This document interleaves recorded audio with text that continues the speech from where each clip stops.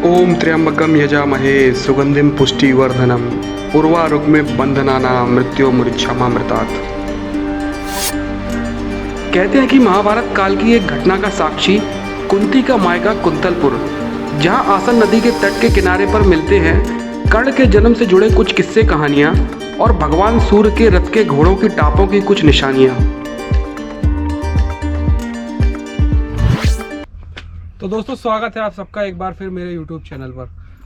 तो दोस्तों, आज हम हैं कुंतलपुर, जिसे कि पौराणिक मान्यताओं के अनुसार माना जाता है कि यह गांव कुंती का मायका रहा था। और ये जो आप मेरे पीछे नदी देख रहे हैं, ऐसा माना जाता है कि कर्ण के जन्म के पश्चात उसको टोकरी में यही कुंती के द्वारा बहाया गया था। और प्रमाण के तौर पर जब सूर्य देव यहाँ पर प्रकट हुए थे तो उनके घोड़ों के टापुओं के निशान और उनके पैरों के निशान भी यहाँ बने हुए हैं। दोस्तों, बाकाया इस जगह के बारे में यहाँ के जो पुजारी जी हैं उनसे इस जगह के बारे में जानेंगे कि क्या खासियत रही है इस जगह की। तो आइए फिर चलते हैं। तो दोस्तों, कुंतलपुर ग्वालियर से करीब 15 किलोमीटर की दूरी पर आगरा बॉम्बे हाईवे से करीब 10 किलोमीटर अंदर की ओर पड़ता है। और यहाँ आप अपने वाहन से आते हैं तो ज़्यादा बेहतर रहेगा।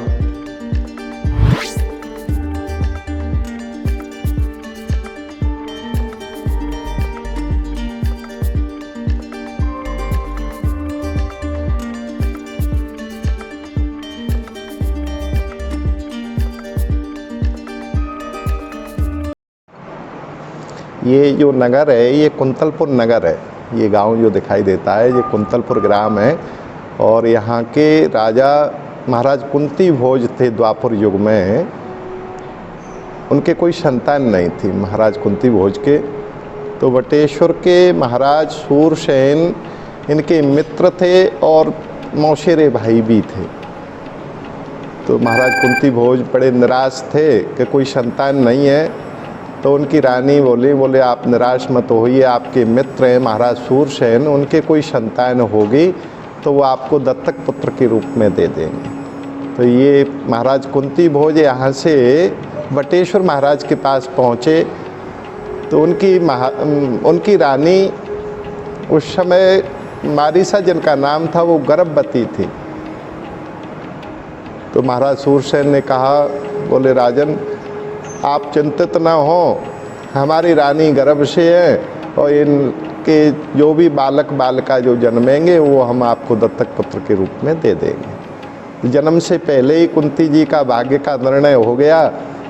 जब जन्म हुआ बेटी का तो उनने खबर भेजी महाराज कुंती भोज के लिए महाराज सूरसेन ने, बोले आप अपनी धरोहर को ले जा सकते हो। प्रथा उनका पहले नाम रखा गया, महाराज सूरसेन ने बेटी का नाम प्रथा रखा। और जब यहाँ से महाराज कुंती भोज वहाँ पहुँचे, जब महाराज कुंती भोज वहाँ पहुँचे तो उनने वो धरोहर को महाराज कुंती भोज को दे दिया। जब कुंती भोज बेटी को लेकर के यहाँ कुंतलपुर में पधारे तो यहाँ के विद्वानों को पूछा गया, बोले नाम क्या रखना चाहिए बेटी का। तो दत्तक पुत्री लेकर के आए हैं तो उनका नाम प्रथा नाम हटा करके महाराज के नाम से जुड़ा हुआ नाम, महाराज का नाम कुंती भोज, नगर का नाम कुंतलपुर, बेटी का नाम कुंती रखा गया। लालन पालन हुआ।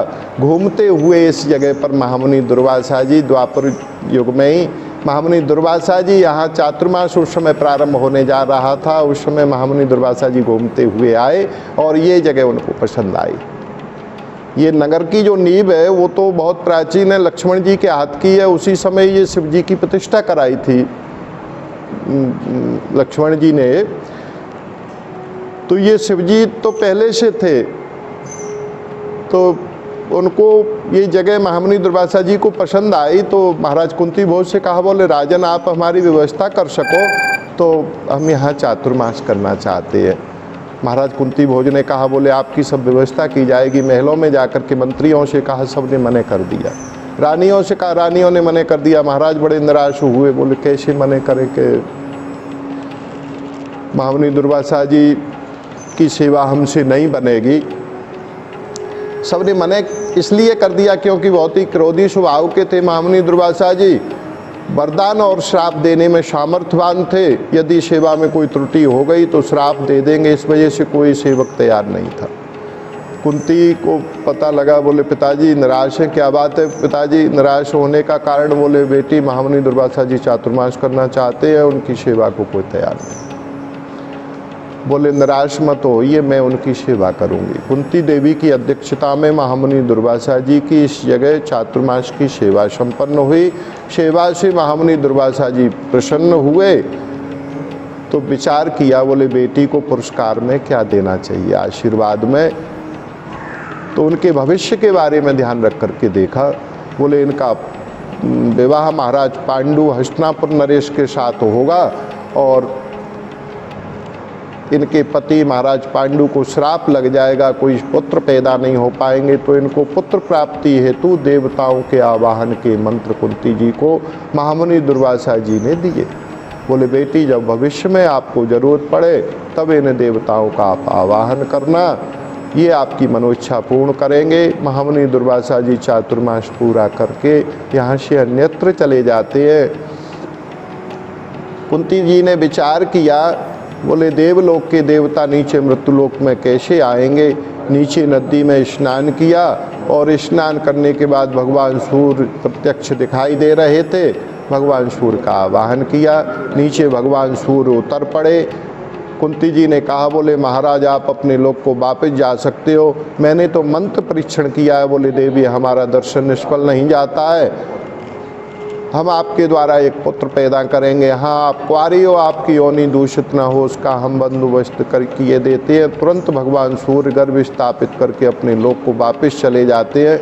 श्रीमद् भागवत में 9वें स्कंद में 24वें अध्याय में ऐसा लिखा है कि तुरंत बालक कर्ण का जन्म हुआ जो दूसरे सूर्य के समान तेजस्वी थे। लोक निंदा की भय से कुंती डर गई, उन्होंने उस बालक को नदी के जल में प्रवाहित कर दिया। ऐसा भी बताते हैं कि छोटी अवस्था में कर्ण को जो है कुंती जी को गोदी में दे करके चले जाते हैं, तो लोक निंदा की भय से कुंती डर गई।